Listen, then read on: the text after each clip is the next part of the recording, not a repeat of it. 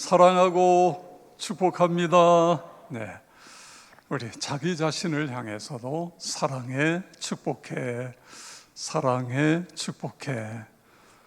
네, 어느 시대보다도 서로 위로하고 축복해야 할 그런 시기입니다. 성도 여러분, 지난 주일날 특별히 일부 예배에 참여하신 분들 얼마나 놀라셨습니까? 저도 놀랐습니다. 설교 중에 갑자기 복통이 오고 정신이 순간적으로 아득해지고 쓰러질 것 같고요. 말이 어눌해지고 그래서 지난 한 주간 동안에 모든 검사를 다 마쳤습니다. MRI 다 했는데 뇌에는 전혀 이상이 없고 건강한 상태다, 그렇게 결론을 내렸습니다. 아마 그날 그 전에 위 내시경을 해서 위가 많이 놀라 있는데 아침 먹은 게 체했거나 아니면 알러지 때문에 아마 그런 일이 일어난 것 같습니다. 놀라게 해드려서 참 송구스러운 마음입니다. 기도해 주셔서 감사를 드립니다. 코로나19로 인해서 심신이 지쳐가고 있는데 앞으로도 당분간은 코로나와 함께 살아갈 수밖에 없는 그런 우리의 삶인 것입니다. 그런 중에 틈새 감사라는 글을 읽었습니다.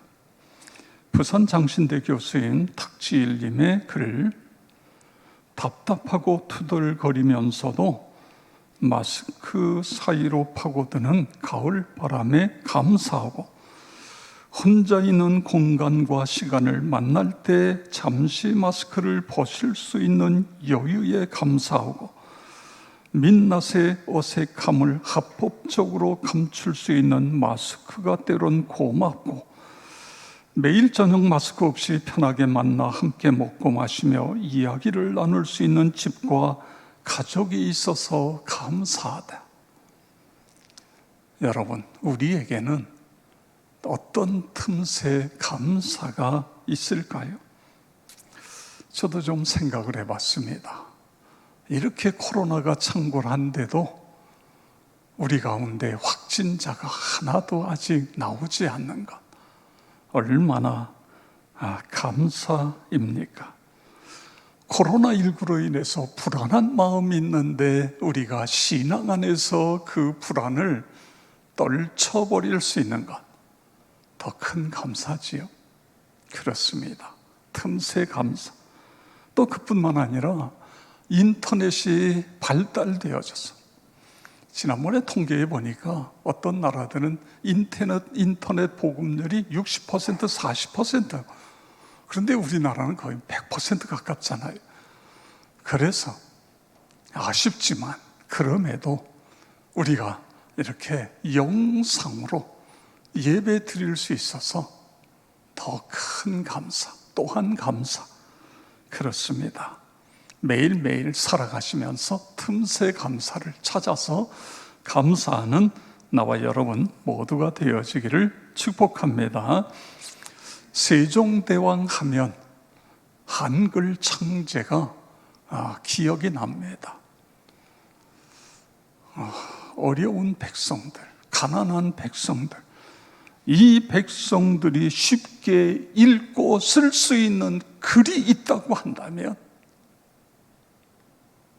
그래서 이것이 세종대왕의 사명이 되었고, 그래서 세계의 언어 중에 가장 뛰어난 과학적인 언어를 갖게 되어진 것입니다. 이것이 어떻게 보면 사명을 발견하고 그 사명에 헌신하는 것이 중요하다, 그런 생각을 하게 됩니다. 지구상에는요 50만 종 이상의 식물이 있다고 그래요. 그런데 여러분, 그 50만 종의 식물 중에 하나도, 어느 것 하나도 쓸모없는 것이 없습니다. 결국은 그들이 나름대로 그 식물이 해야 될 역할, 사명이 있는 것입니다. 우리가 흔히 잡초, 우리 밭이나 논에서 잡초를 뽑아내잖아요. 그런데 그것이 우리에게는 잡초지만 하나님께서는 그게 필요하기 때문에 이 땅에 존재하도록 그렇게 만드신 것입니다. 이 땅에 있는 모든 동식물들에게 사명이 있다고 한다면 우리에게는 어떻겠습니까? 하나님께서 당신의 형상대로 창조한 인간, 우리에게도 사명이 있습니다. 그 사명을 찾아서 사명에 헌신하는 삶, 나와 여러분 모두의 삶이 되어지기를 축복합니다. 바울 사도는 자기에게 사명이 있는데 이 사명은 하나님께서 주신 것이다, 이렇게 고백하고 있습니다. 사도행전 20장 23절 24절 함께 읽겠습니다. 오직 성령이 각성해서 내게 증언하여 결박과 환난이 나를 기다린다 하시나 내가 달려갈 길과 주 예수께 받은 사명 곧 하나님의 은혜의 복음을 증언하는 일을 마치려 하면은 나의 생명조차 조금도 귀한 것으로 여기지 아니하노라. 아멘. 자, 바울 사도의 사명이 뭐라고요? 하나님의 은혜의 복음을 증언하는 것, 하나님의 은혜의 복음을 증언하는 것, 이것이 나의 사명이다. 그런데 이 사명은 내가 만들어낸 것도 아니고 내가 생각하거나 내가 하고 싶은 일이 아니라 주 예수께서 주신 것이다, 이렇게 고백하고 있는 것을 봅니다.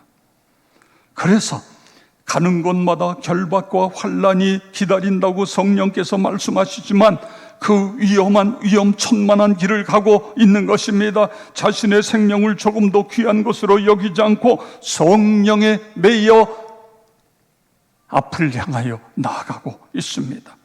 예루살렘을 향하여 가는데 거기서 무슨 일을 당하는지 모르고 또 죽기를 각오하고 가고 있습니다. 여러분, 만약에 우리에게 이런 일이 닥쳤다고 한다면 우리는 어떻게 할까요? 우리 중에는 그 길을 피할 수 있는 사람도 있을 것입니다.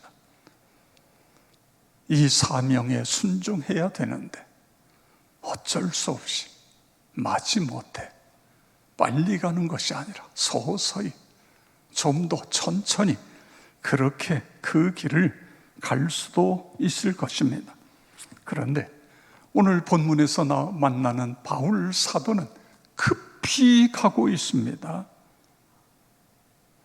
오순절까지 예루살렘에 가야 된다. 그래서 서둘러서 드로아에서 에베소에 가서 에베소 성도들을 단련하고 그들을 군사화하고 그리고 가야 되는데 이 시간이 촉박하니까 에베소로 가는 것이 아니라 이 드로아에서 그 다음에 밀레도로 갑니다. 그리고 에베소의 장로님들을 초청해서 거기서 그들과 지난 3년 동안 에베소에서에 있었던 간증, 그리고 그 장로님들을 단단하게 신앙으로 무장시키는 그런 일을 하고 있습니다. 우리 지도를 좀 볼까요? 드로아에서요, 에베소를 거쳐 밀레도에 와서 배를 타고 이제 예루살렘을 향하여 가야 되는데 드로아에서 에베소에 갔다가는 또 지체가 될 것 같으니까 그냥 밀레도로 오고 에베소 장로님들을 밀레도로 내려오도록 사람들을 보내서 그래서 거기서 서로 울면서 말씀을 나누고 눈물로 헤어지는 그런 장면을 볼 수 있는 것입니다.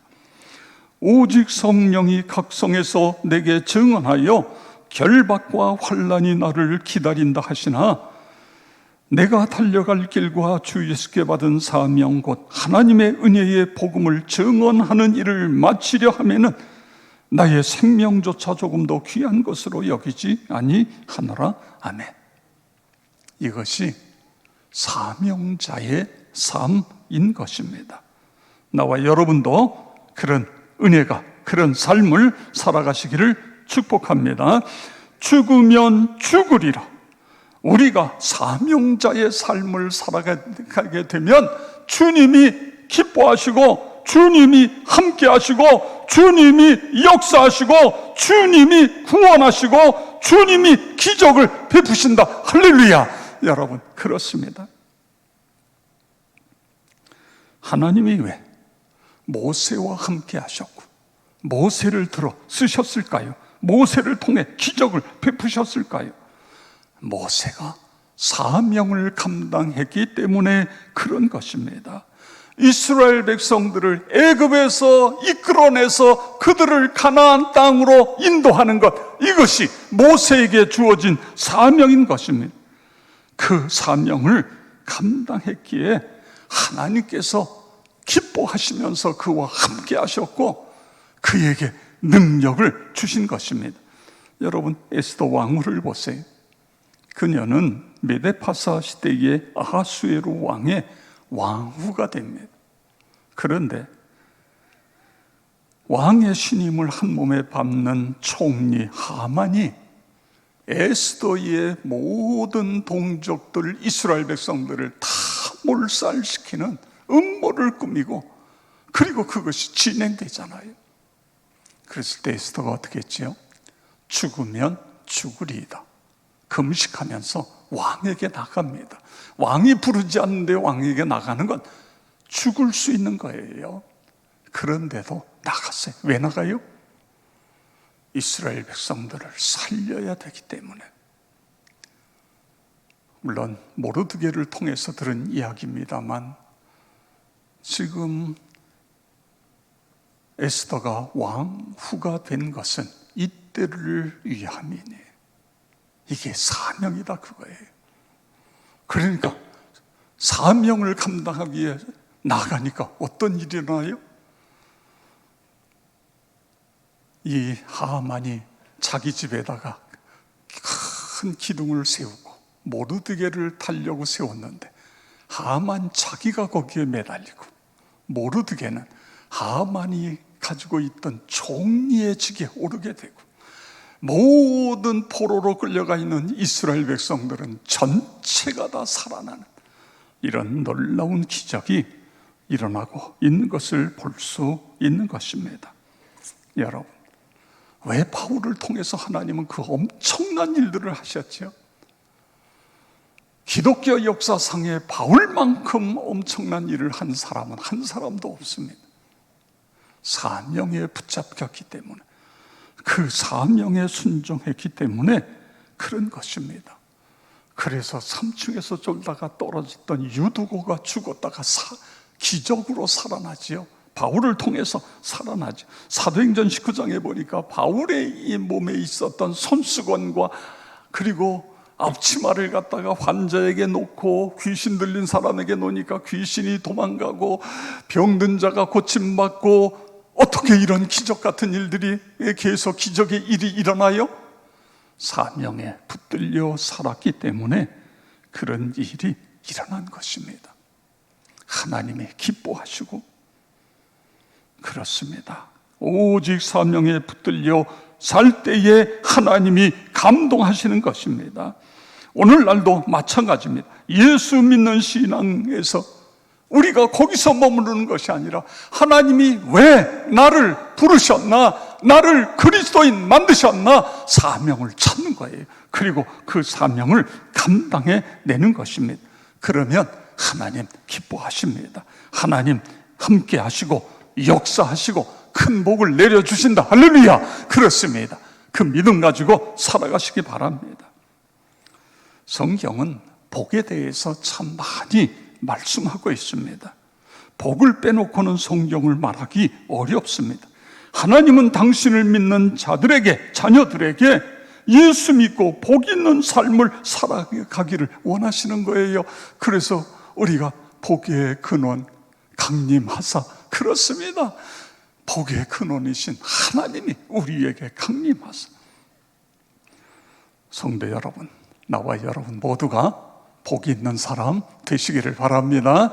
우리 예레미야 29장 11절에 보면 여호와의 말씀이니라 너희를 향한 나의 생각을 내가 아나니 평안이요 재앙이 아니니라 너희에게 미래와 희망을 주는 것이니라. 아멘. 하나님은요 우리에게 평안을, 그리고 너희의 미래, 너희의 희망을 주는 것, 그것이 내 마음이다. 하나님께서 그렇게 말씀하고 있습니다. 자, 그러면 우리가 사명을 감당해야 되는데 어떤 자세로 감당해야 우리가 복 있는 자가 될 수 있을까요?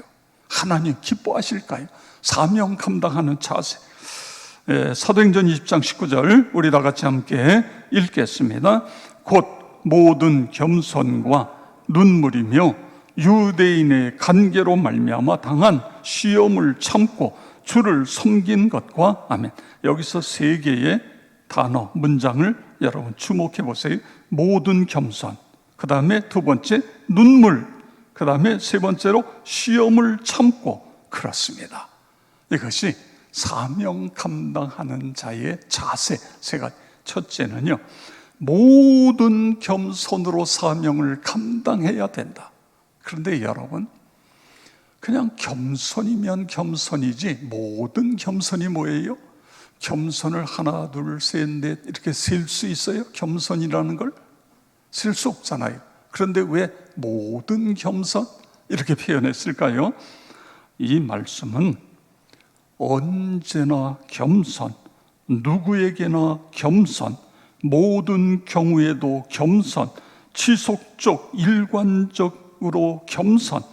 그렇습니다. 겸손이 너무너무 중요하다. 교회 안에서 많은 일 하는 것 중요하지요. 그런데 더 중요한 것은 겸손으로 사역을 해야 됩니다.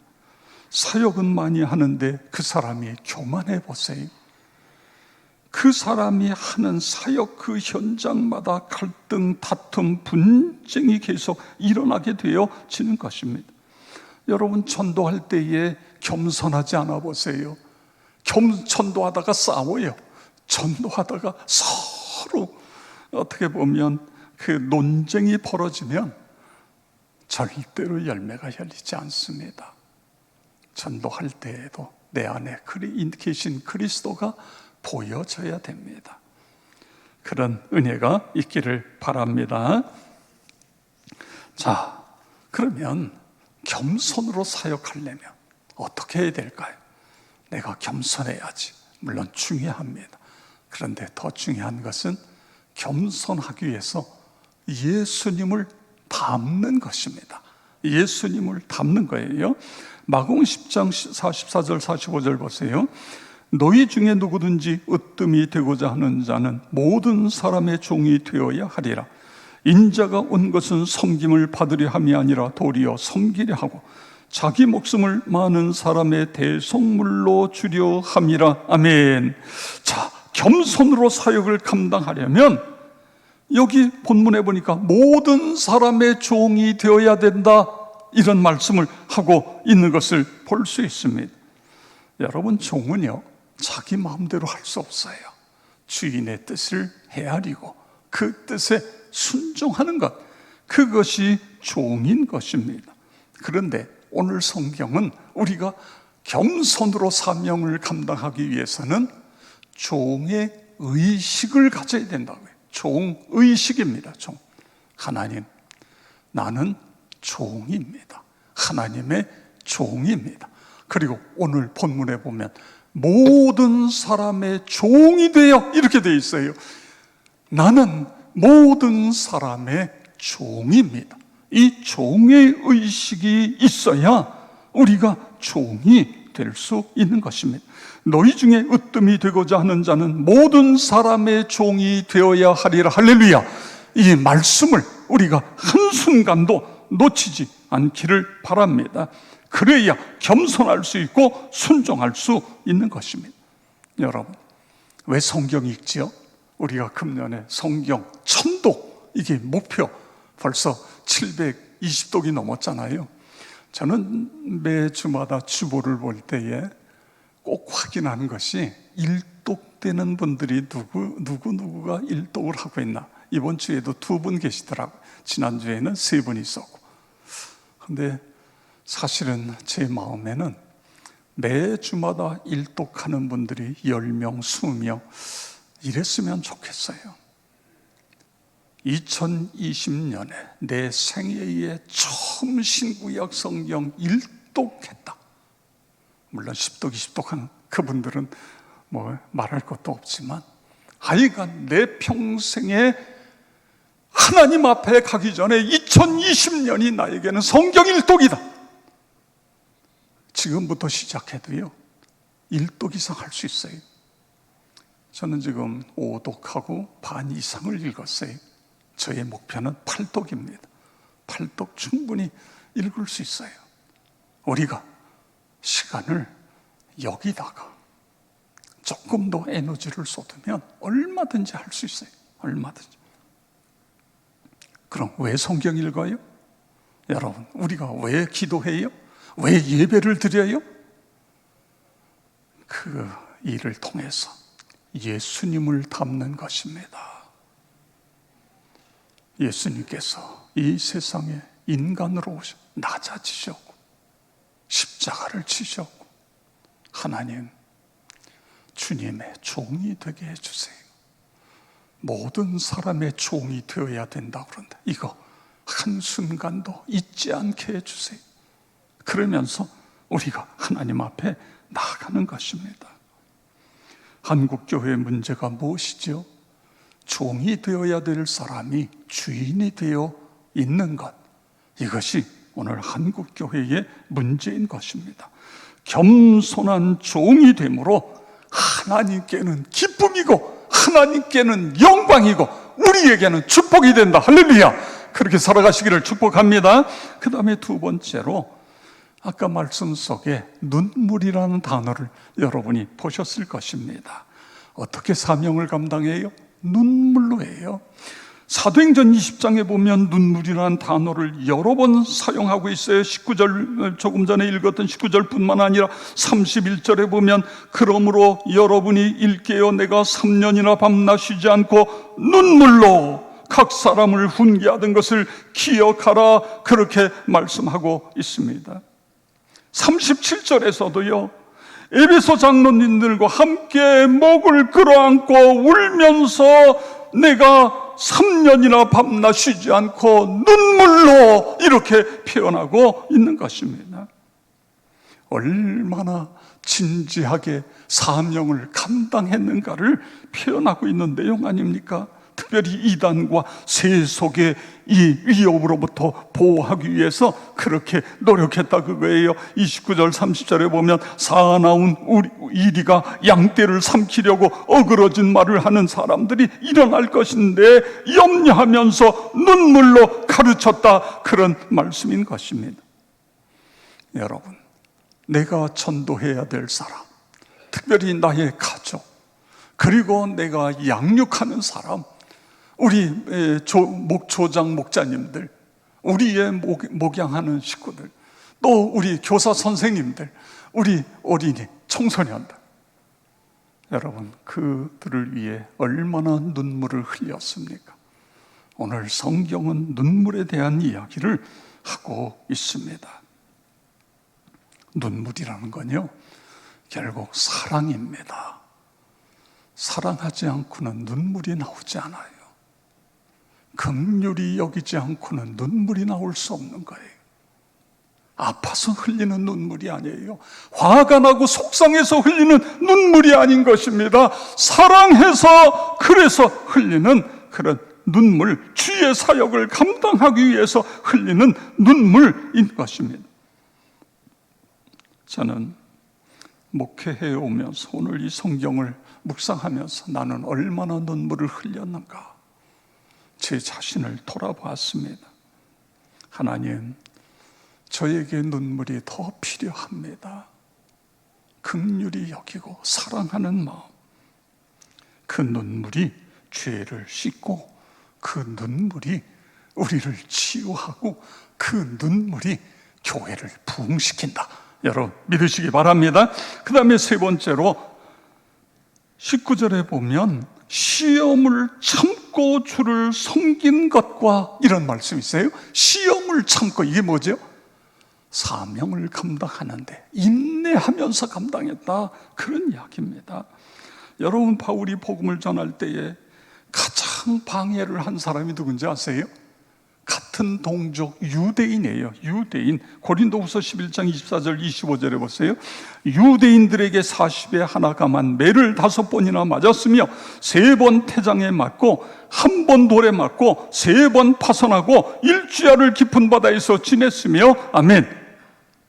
그러니까 바울에게 고통을 준 사람들은 먼 데 있는 사람들이 아니라 가까운 데 있는 사람들, 그들을 통해서 고통을 당했다.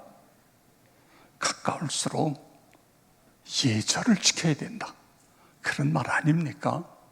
선을 넘지 말아야 된다. 그렇습니다. 부부 사이에도, 부모와 자녀 사이, 그리고 성도들 간에도 서로 예의를 지키는 것, 이것이 너무너무 중요합니다. 교회 안에 다양한 사람들이 있기 때문에 때로는 서로 어떤 의견의 충돌이 있을 수도 있습니다. 그럼에도 선을 넘으면 안 된다. 그렇습니다. 여러분, 참고 주님을 섬겼던 바울처럼 어떤 어려움이 있어도 그걸 인내하면서 사명을 감당하는 것입니다. 그러면 내게 나는 어떤 사명이 있을까요? 여러분, 한번 자기를 좀, 하나님께서 나에게 주신 사명은 뭘까? 50만 개 이상의 식물도 다 역할이 있어요. 사명이 있어요. 그런데 우리가 하나님의 자녀가 됐는데 내 사명은 무엇일까? 어떤 분은 찬양을 통해서, 어떤 분은 지혜를 통해서, 어떤 분은 기술을 통해서, 사명이 직업을 통한 사명이 있을 수도 있습니다. 다양하게. 그런데 저는 이 말씀을 묵상하면서 오늘 이 시대에 우리 모두의 공통적인 사명이 무엇일까를 묵상했어요. 그러다가 떠오른 게 뭐냐면 그리스도인으로 살아가는 것이 사명이다.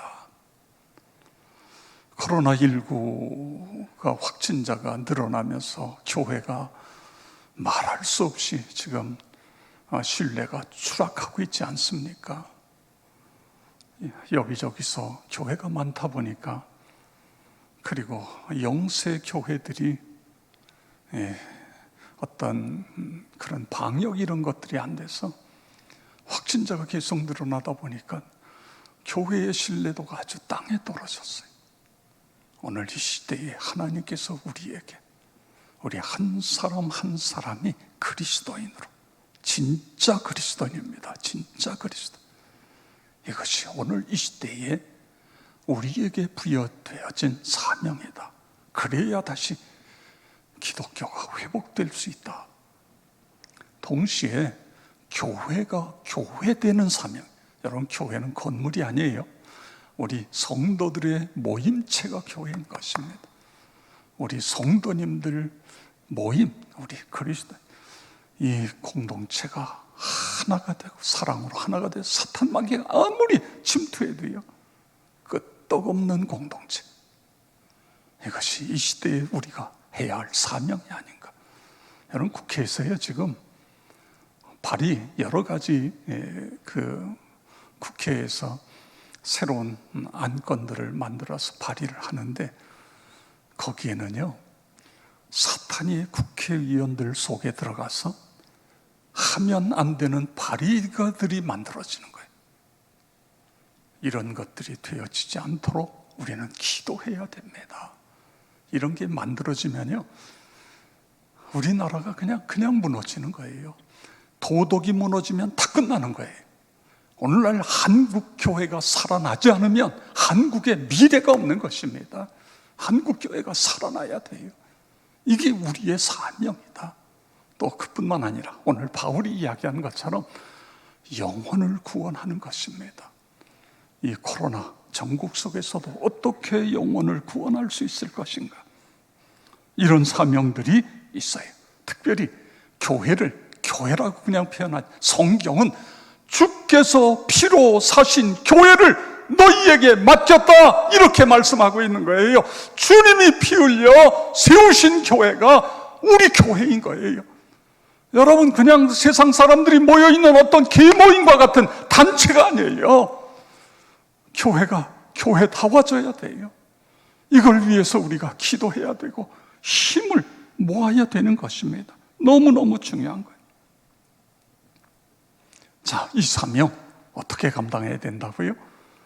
첫째는 오늘 이 사명을 감당하기 위해서 겸손입니다. 모든 겸손. 둘째는 눈물입니다.